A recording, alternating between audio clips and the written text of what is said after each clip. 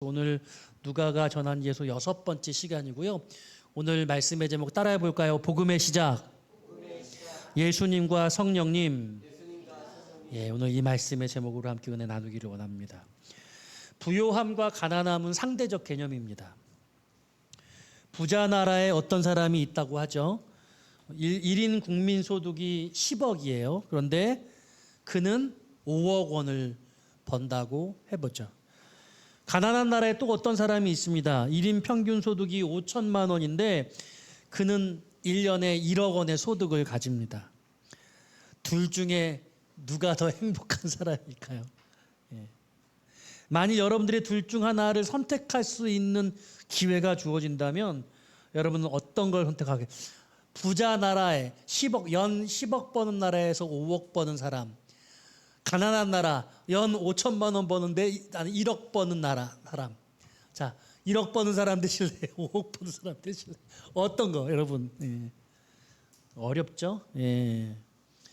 아마 여러분들의 현실과 좀 반대로 택하지 않을까 뭐 이런 생각을 저는 칼럼을 쓰면서 했습니다. 부와 가난의 그 첫 번째 개념은 소유적 개념입니다. 가진 것이 많은 사람과 적은 사람, 생활의 필요를 충분히 채울 수 있는 사람과 그렇지 못한 현실은 분명히 다르죠. 성경도 이 차이를 무시하지 않아서 성경의 여러 용례들을 보여주고 있습니다. 아브라함과 욥처럼 많은 재산을 가진 사람도 등장하고 있고요. 또 동시에 가난한 자, 고아 과부를 돌보라는 말씀도 반복해서 있습니다. 성경은 물질적 풍요도 물질적 결핍도 실제 삶으로 다루고 있는 거예요. 그런데 부와 가난의 소유적 개념보다 더 중요한 개념이 있어요. 그게 부와 가난의 상태적 개념이라고 말씀드리고 싶습니다. 내가 다른 사람보다 얼마나 더 많이 가졌는지를 넘어서서 예수님은 많은 재물을 쌓아두면서도 하나님께 대하여는 부요하지 못한 자라고 정의하셨습니다. 창고에 물질이 가득해도 그 영혼은 가난할 수 있다. 이렇게 말씀하는 거죠. 반대로 가진 것이 많지 않아도 하나님께 대하여는 부요한 사람이 있을 수도 있다는 거예요. 자신에게 주어진 삶을 감사하고 가진 것을 그것이 얼마든지 나눌 줄 알고 자신의 삶을 하나님께 맡길 수 있다면 하나님 안에서 그는 부요하다고 말할 수 있다는 거죠. 참된 부요함은 얼마나 많이 소유했느냐, 소유한 것이 나를 붙들고 있는지 내가 그것을 선하게 사용할 수 있는가를 물어본다는 겁니다. 거룩한 부요함이라고 제가 말했어요. 쌓아두는 넉넉함이 아니라 흘려보낼 수 있는 넉넉함. 좀 따라해 볼까요? 흘려보낼 수 있는 넉넉함. 많이 가졌다고 이걸 하지는 못하는 것 같아요. 그죠? 많이 가진 사람들이 더 집착하기도 하죠. 가난도 마찬가지예요. 성경은 가난을 아름답게 포장하지 않습니다. 가난한 사람은 오히려 돌보고 그 필요를 채워야 한다고 말씀하시죠.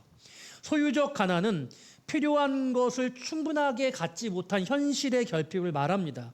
그런데 그러니까 가난한 자체가 복이 아니라고 말씀하시는 건데 반면에 오히려 가난한 자는 복이 있나니 하나님의 나라가 너희 것이미요 라는 말씀도 존재하죠. 상충하는 내용이에요. 성경이 말하는 이 복된 가난함이라는 것이 저는 하나님 없이는 살아갈 수 없음을 아는 상태. 나는 하나님 없이는 살 수 없어. 이걸 제대로 깨달아서 아는 상태를 가난함, 복된 가난함이라고 저는 그렇게 말하고 싶어요. 가진 것이 아무리 많아도 그것이 내 생명과 미래를 완전히 보장할 수 없다는 사실을 아는 것이고, 그래서 부자에게도 이 가난함이 필요한 거예요. 하나님 앞에 자신이 빈손이라는 사실을 알아야 하는 것입니다. 반대로 가난한 사람에게도 부요함이 필요해요. 가진 것은 적어도 하나님 안에서 내가 결코 빈곤한 자가 아님을 아는 것입니다. 예수님은 이 두 모습을 가장 완전하게 보여주셨어요. 고린도후서 8장 9절 말씀, 많이 알려진 말씀은 아닌데 이렇게 말씀하세요. 부요하신 이로써 너희를 위하여 가난하게 되심은 그의 가난함으로 말미암아 너희를 부요하게 하려 하심이라. 할렐루야.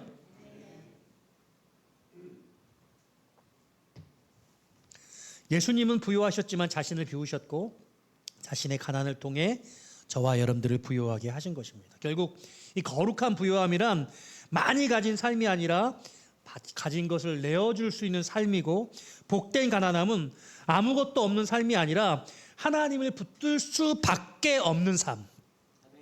거룩한 부유함은 가진 것을 내어줄 수 있는 삶이고, 복된 가난함은 비록 실질적으로는 경제적으로 어렵지만 그럼에도 불구하고 하나님만을 붙들 수 있는 그런 것을 아는 삶이라고 할 수 있어요. 신앙은 하나님 앞에서 가난하고 하나님 안에서 부유하게 살아가는 삶이다. 저는 오늘 말씀을 전하기에 앞서서 서론으로 이 이야기를 여러분들에게 하고 싶습니다. 오늘 말씀 제목 복음의 시작 예수님과 성령님인데요. 사실 오늘 너무나 중요한 말씀이에요. 아주 신학적으로 의미가 있어서 조금은 딱딱할 수 있지만 여러분들이 새겨 들으셨으면 좋겠어요. 이 예수님께서 자신이 태어나신 고향 나사렛, 예수님은 나사렛 예수잖아요. 나사렛의 회당에 들어가셨죠. 안식일이었고 늘 하시던 대로 회당에서 성경을 읽기 위해 일어나셨어요. 이사야 선지자의 글, 우리 같이 함께 합독한 그 말씀을 읽으셨어요. 주의 성령이 내게 임하셨으니 이는 가난한 자에게 복음을 전하게 하시려고 내게 기름을 부으시고 나를 보내사 포로된 자에게 자유를, 눈먼 자에게 다시 보게 함을 전파하며 눌린 자를 자유롭게 하고 주의 은혜의 해를 전파하게 하려 하심이라. 이 말씀을 하시고 읽으시고 책을 덮으셨습니다. 그리고 회당에 있는 모든 사람과 눈을 마주치시면서 이렇게 말씀하셨어요. 이 글이 오늘 너희 귀에 응하였느니라. 이 말씀은 단순한 성경 읽기나 해석이 아닙니다. 예수님은 지금 자신이 누구신지, 자신이 무엇을 하기 위해 이 세상에 오셨는지를 선언하시는 거예요. 그것도 굳이 고향의 회당에서. 오랫동안 이스라엘이 기다려온 그 메시아, 그 구원자가 자신이며 이제 그 하나님의 구원의 시대가 열렸다고 선포하시는 겁니다. 가난한 자에게 기쁜 소식이 전해지고 포로된 사람이 자유를 얻고 눈먼 사람이 보게 되고 눌린 사람이 해방되는 새로운 시대가 자신 예수님으로 말미암아 시작되었다고 선언하시는 것이에요. 더 놀라운 사실은 여러분 여러 성경을 읽으시면서 사복음서를 같이 읽으면 이 본문의 사건이 위치한 이 위치가 남다르다. 누가복음에서 남다르다는 걸 알 수 있어요. 이 다른 복음서에서는요, 예수님의 이 고향 방문, 실제로 공생의 사역 동안 2번 방문하신 걸로 확인되어지는데 이 예수님의 고향 방문이 중간 부분에 등장합니다. 사역이 어느 정도 이루어진 뒤에 등장하지만 누가는 굳이 이 사건을 앞에 놓고 있어요. 게네사렛에서 하신 그 일들에 대해서 논란을 하는 거 보면 이 사건보다 게네사렛 마을에서의 일이 더 선행된 것도 이미 알려주고 있습니다. 그럼에도 불구하고 이 사건을 공생애의 사역을 시작하는 매우 앞부분에 그렇게 기록하고 있는 것이죠. 왜 그러냐는 거예요. 아주 중요한 의미가 있기 때문입니다. 저는 오늘 이 본문의 말씀을 통해 본문이 가지고 있는 매우 중요한 3가지 진리의 측면을 여러분과 나누고 싶습니다. 첫 번째는요, 예수님께서는 오늘 본문의 이 나사렛에서 예수님 자신이 놀랍게도 은혜의 원년임을 선포하시고 계세요. 오늘 여러분 본문에 읽으신 말씀에서 뭐라고 말씀하세요? 19절, 주의 은혜의 해를 전파하게 하려 하심이라, 이렇게 말씀하셨죠. 여기 주의 은혜의 해라는 표현이 무엇을 뜻합니까? 여러분, 이 말씀을 들은 온 나사렛 사람들은 이게 희년이라는 것을 다 느끼고 알았습니다. 여러분, 희년이 뭡니까? 희년에는 자유가 선포됐어요. 종된 사람이 자유를 얻게 됐습니다. 경제적으로 어려움 때문에 잃었던 삶의 터전을 다시 회복하는 겁니다. 오랫동안 무너졌던 삶이 다시 시작될 수 있는 놀라운 선언이에요. 여러분, 우리나라에도 그런 제도 있잖아요. 회생제도. 사업하다가 망하면 회생 신청하잖아요. 파산 선고하잖아요. 나 망했어. 그러고 법원에서부터 판결을 받으면 그 부채를 탕감해줘요. 갚을 수 있는 능력 안에서 갚으라고 그렇게 선언해 주는 거죠. 그 선언을 받기를 망한 사람들을 얼마나 원하겠어요. 여러분, 우리나라에 그런 제도가 있어요. 여러분, 그럼 물론 그런 일이 없는 게 제일 좋겠죠. 인생을 살다 보면 이런 사람들 사이에 삶의 차이가 생깁니다. 누구는 성공하고 누구는 실패하죠. 누구는 더 많이 갖게 되고 누구는 점점 더 많은 것을 이뤄집니다. 올라가는 사람이 있지만 내려가는 사람도 있어요. 빚에 눌리고 자유를 상실하고 자유민주주의를 살지만 나락에서 고통받으면서 그 지경을 벗어나지 못합니다. 시간이 흐르면서 방법이 없다고 생각하고 어떤 사람은 모든 소망을 상실합니다. 그냥 내 인생은 이렇게 끝날 것이라고 생각하고 다시는 시작할 수 없을 것이라고 낙심하죠. 그런데 하나님께서는 희년을 통해서 아니라고 다시 시작할 수 있다고 선언하시는 거예요. 여러분, 이 희년이 깊은 사람이 어떤 사람이겠어요? 쫑됐던 사람들, 자기의 집과 땅을 다 상실한 사람들, 포로로 끌려가서 다른 사람 밑에서 살아갔던 사람들, 희년이 되어지기를 간절히 바라겠죠. 그 50년 차가 7번의 안식년이 지나서 77이 49, 그리고 마지막 50번째가 되면 드디어 집으로 돌아갈 수 있어요. 노예에서 해방되는 거예요. 내 집과 땅을 다시 돌려받을 수 있었어요.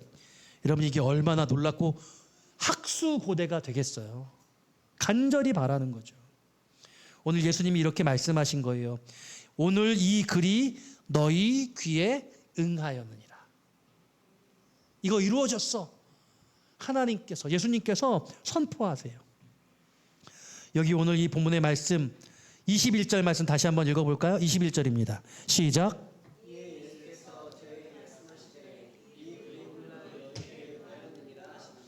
아멘. 오늘 이 글이 너희 귀에 응하였느니라. 여러분, 여기서 제가 주목하고 싶은 단어가 있는데요. 오늘입니다. 오늘. 복음에는 언제나 오늘이 있어요. 여러분, 오늘 이 글이 우리에게, 저와 여러분들에게 임한 것을 믿으시기를 바랍니다. 하나님의 은혜를 여러분 오늘 누리고 있습니까? 여러분들이 받은 구원이 오늘 감격과 기쁨이세요? 하나님의 은혜를 과거로 늘 생각하고 회상하는 사람들이 있습니다. 옛날에 하나님이 큰 일을 이루셨어요. 그때는 대단했어요. 근데 오늘은요? 오늘은 어떠세요? 반대로 하나님의 은혜를 미래, 내일로 미루는 분들도 있습니다. 언젠간 달라지겠지. 언젠가는 제대로 믿겠지. 언젠가는 이 문제도 해결될 거야. 내일은 괜찮아질 거야라고 생각하는데, 근데 오늘은요? 하나님의 은혜를 과거라고 생각하는 사람도 있고, 지금은 아니고 내일은 괜찮아질 거라고, 그때는 내가 잘할 수 있을 것이라고, 그때는 뭔가 이루어질 거라고, 오늘이 아니라 어제나 내일로 그렇게 미루거나 보류하는 그런 모습이 있다는 겁니다. 그런데 오늘 예수님은 그것도 고향 나사렛에 가셔서 오늘 이 글이 너희 귀에 들린 대로 응하게 되었다고 말씀하고 계시는 것이죠. 여러분, 이 은혜가 여러분들에게 있기를 주님의 이름으로 축원드립니다. 그래서 여러분, 은혜는 늘 현재 진행형이어야 돼요. 어저께 받은 그 구원이 어저께의 과거적 구원이 아니라 오늘의 현재적인 구원으로 유지될 수 있어야 됩니다. 내가 바라는 그 미래의 어떤 바람이 있다면 그 바람이 오늘의 나를 신뢰하고 믿고 주님을 더욱더 바라볼 수 있게 해야 되는 거예요. 아직 이루어지지 않았지만 오늘 그것이 이루어질 것을 믿고 기대하는 그 오늘이 오늘 우리가 중요하다. 할렐루야. 이 하나님의 은혜를 절실하게 바라보고 오늘을 붙드는 여러분들 되시기를 주님의 이름으로 축원드립니다. 오늘 여러분, 그런데요, 이게 희년이라고만 말할 수 없어요. 왜냐하면 희년은 50년에 한 번 동장해요. 그리고 다시 희년이 끝나고 나면 다시 삶이 시작됩니다. 그런데 오늘 이것이 응했다라고 하는 것은 이미 완료돼서 완료 진행형이에요. 오늘 이것이 듣고 변함없이 계속해서 유지되어지는 그런 상태라고 말씀할 수 있는 것입니다.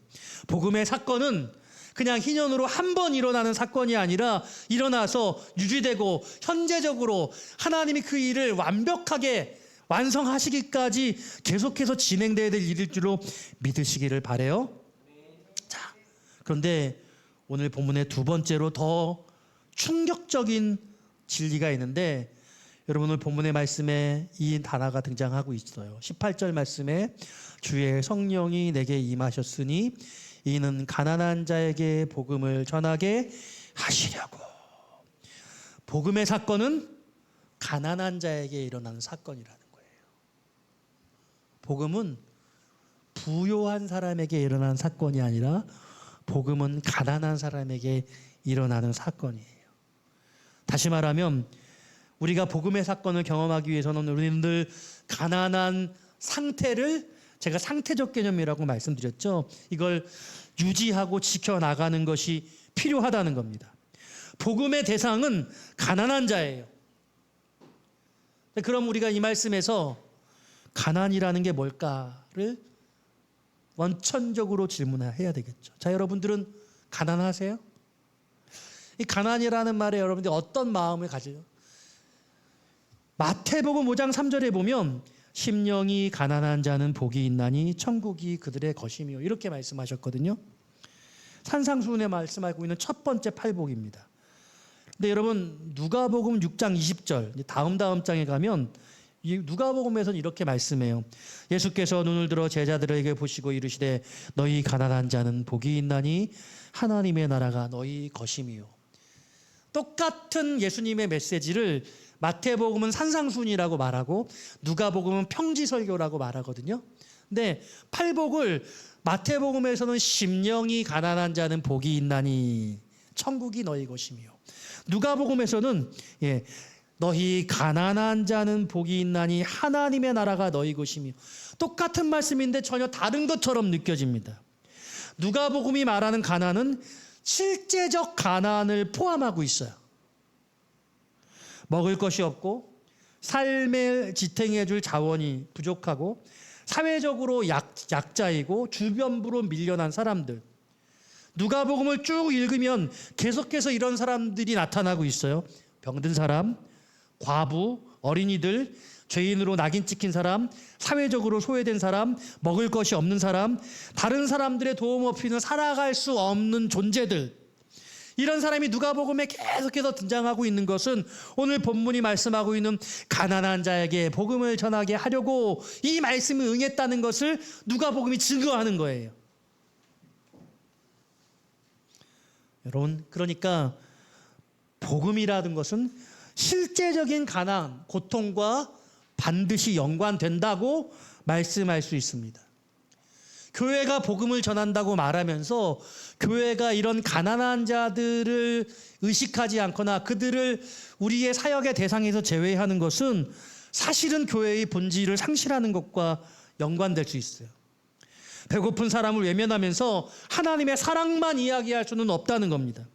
외로운 사람에게 아무도 가까이 하지 않으면서 하나님의 미로를 말한다면 그게 정말로 복음이겠습니까?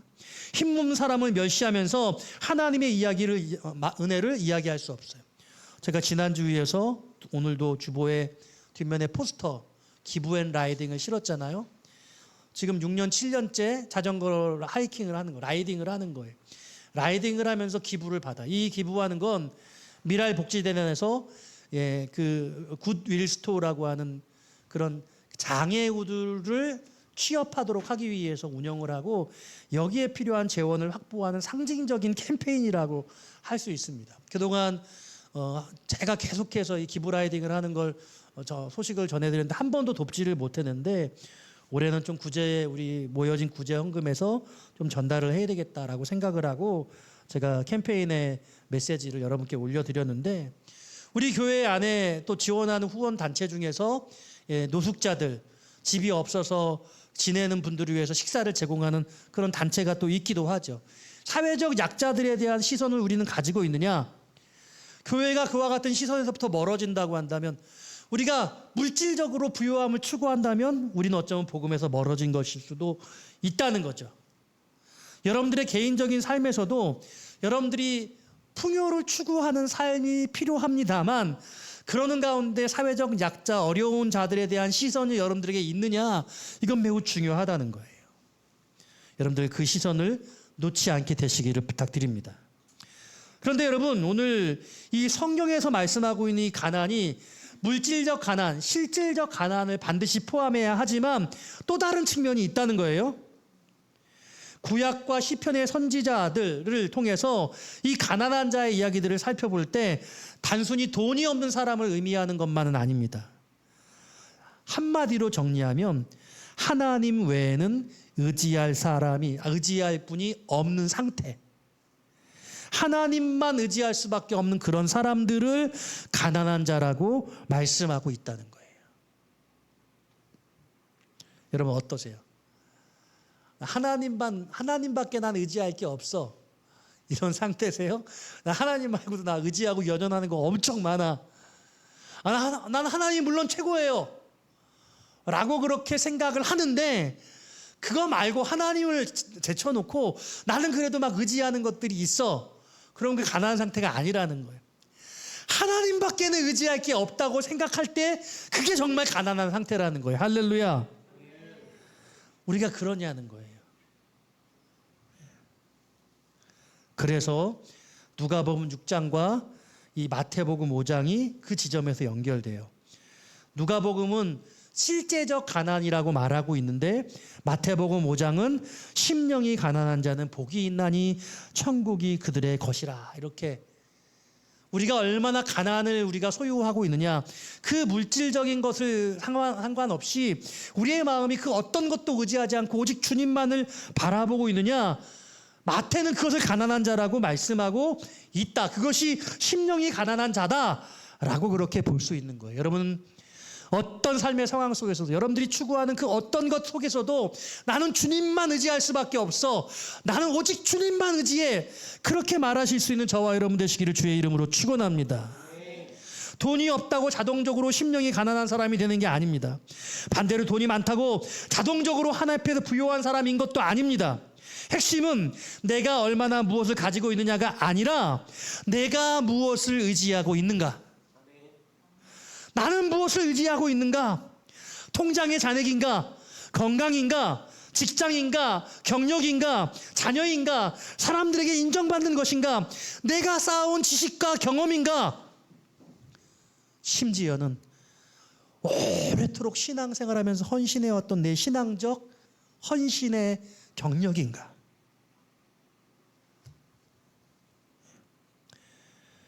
오늘 나도 모르게 우리는 이런 것들을 소유하고 하나님을 의지하는 마음을 자꾸 결여시킬 수 있거든요. 나에겐 주님밖에 없다는 그런 마음들을 우리가 상실하거든요. 오늘 이것이 본문 나사렛에서 나타나고 있어요. 그리고 오늘 이것이 예수님께서 이 말씀을 예수님의 고향인 본문 나사렛에서 가셔서 말씀하신 이유이기도 해요. 처음에 사람들은 예수님의 이 말씀에 놀랐어요. 예수님이 은혜로운 말씀이 좋게 들렸습니다. 희년이 이르렀다는 거예요. 그런데 예수님께서 이 사건 이후에 보면 사르밧 과부와 수리아 사람 나아만의 이야기를 하시잖아요.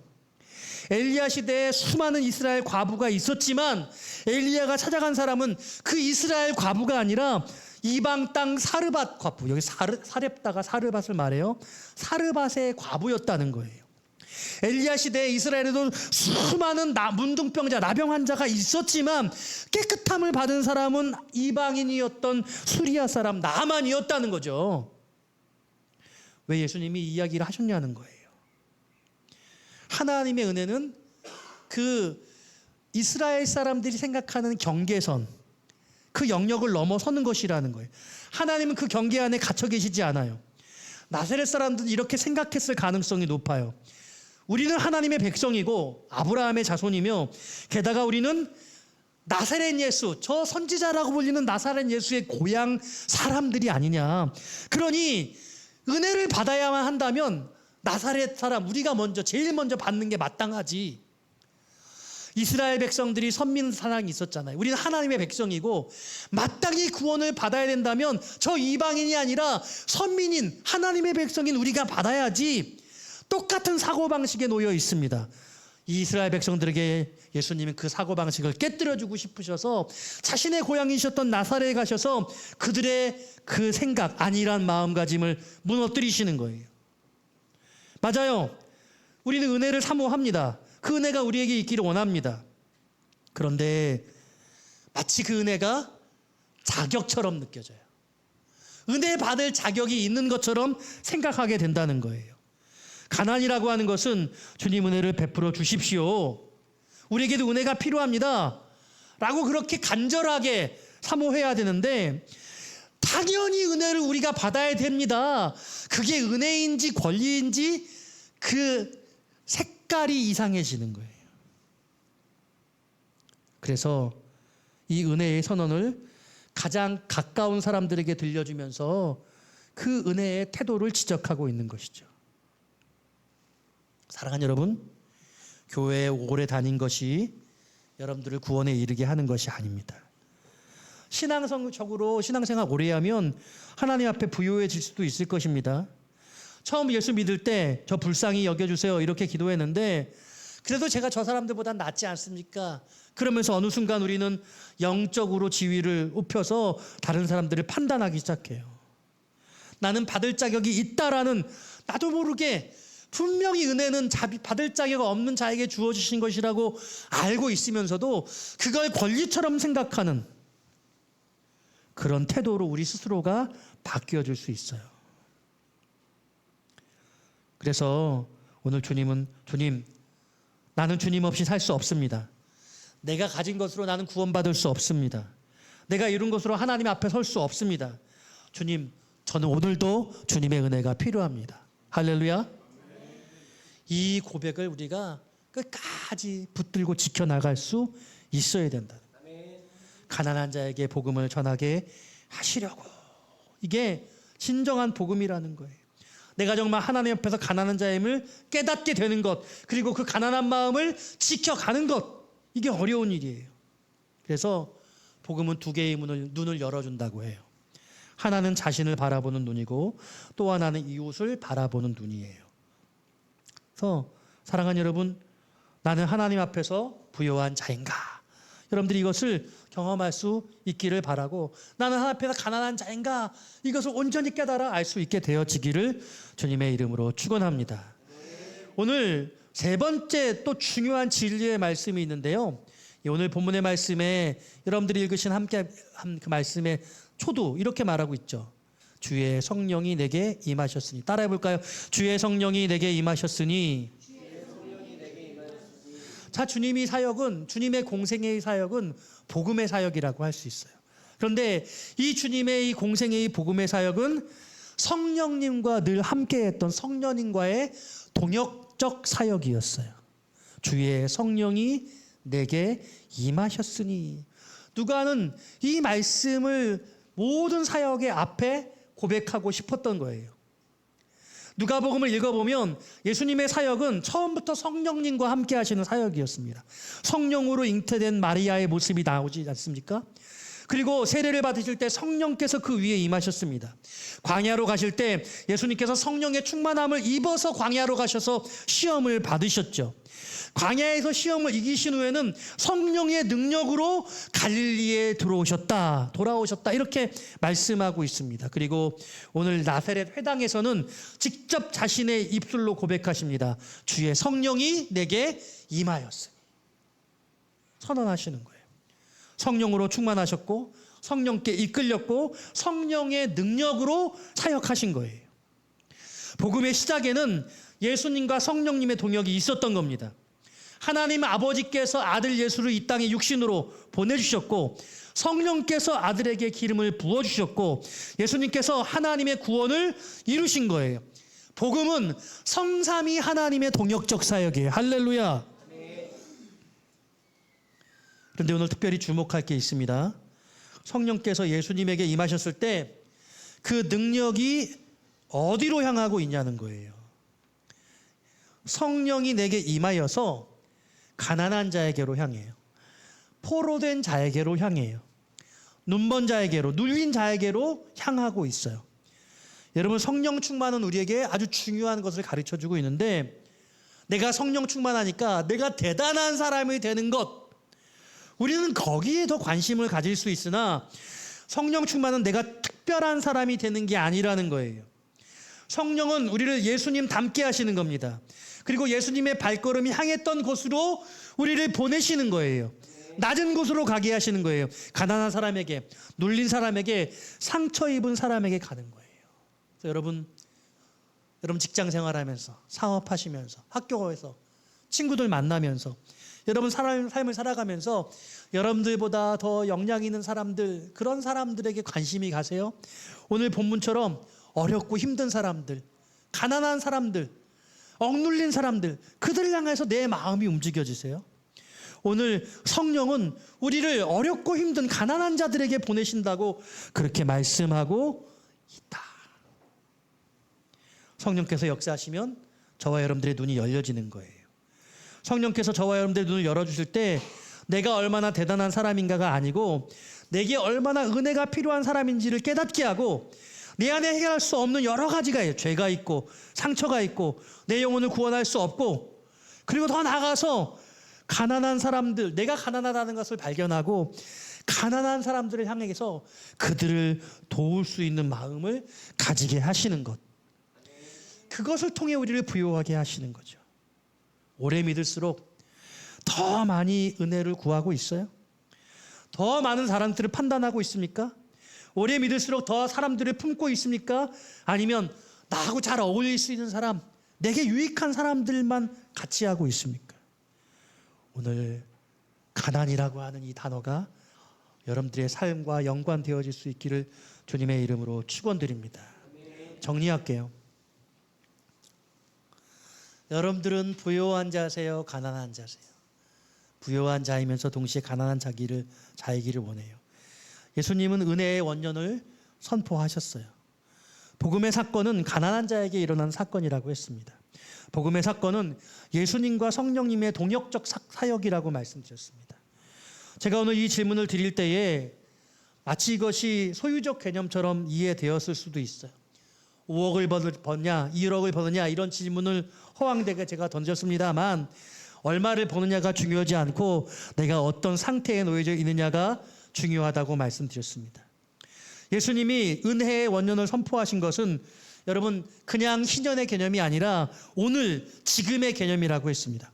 과거적 사건이 아니라, 아직 오지 않은 미래적 사건이 아니라, 그 구원을 소유한 자가 오늘 이 시간 그 감격과 은혜를 마음의 가난한 상태로 유지해 나갈 수 있는 그와 같은 모습이라고 할 수 있습니다. 영적 장자라고 생각한 이스라엘은 우월감을 가지고 있는데, 오히려 예수님은 자신의 고향 땅, 자신 나사렛에 가셔서 그곳에서 그들의 우월감을 지적하시며 가난한 자가 어떤 것인지를 보여주기를 원하셨습니다. 예수님께서는 가난한 자에게 복음을 전한다고 말씀하셨는데, 제가 신앙적 가난이란 이렇게 말씀드렸어요. 따라할까요? 하나님 외에는 의지할 분이 없는 사람. 여러분, 의지할 게 너무 많잖아요, 세상에. 그 모든 의지할 것을 나는 의지하지 않겠다고 생각하고 주님만 의지하겠다고 고백한 것, 이게 가난한 자예요. 여러분들은 하나님 앞에서 그와 같은 가난을 경험하실 수 있기를 소원해요. 마지막으로 복음을 전하실 때 주님이 단독으로 홀로 일하시지 않고 성삼위 하나님과 함께 하시고, 오늘 본문은 성령님과 함께 일하셨음을 선언하시고 계세요. 예수님의 아들조차 혼자 하지 않으셨어요. 예수님도 성령님의 도우심이 필요했습니다. 여러분들은 일하실 때에 혼자 하세요? 아니면 성령님의 도움을 구하시며 성령님의 인도하심으로 그 일을 같이 하기를 원하세요? 오늘 예수님은 누가복음 전체를 통해서 그 모든 복음의 일을 성령님과 동행하시며 감당하고 계시는 겁니다. 그러므로 오늘 우리는 가난한 자가 되어서 내 마음에 그런 영적 마음의 가난이 있음에도 불구하고, 신앙적 가난이 있음에도 불구하고 가난한 자들에게 나아가서 그들을 도움을 통해서 부요함을 경험하게 되어지고, 그와 같은 가운데서 나는 할 수 없고 성령님께서 도우셔야 할 수 있다는, 그러므로 어제의 은혜가 아니라 내일의 그런 미래의 은혜가 아니라 늘 가난한 자로서 가난한 자들에게 나아가서 성령님의 동행하심으로 말미암아 그 참된 부요함을 우리가 경험할 수 있어야 돼. 이게 살아있는 신앙인의 삶의 모습이에요. 이게 복음이고, 이런 복음적 삶을 사는 것이 신앙인인 저와 여러분들의 모습이에요. 여러분, 신앙적 인생으로 살아가실 수 있게 되어 주시기를 주님의 이름으로 축원드립니다.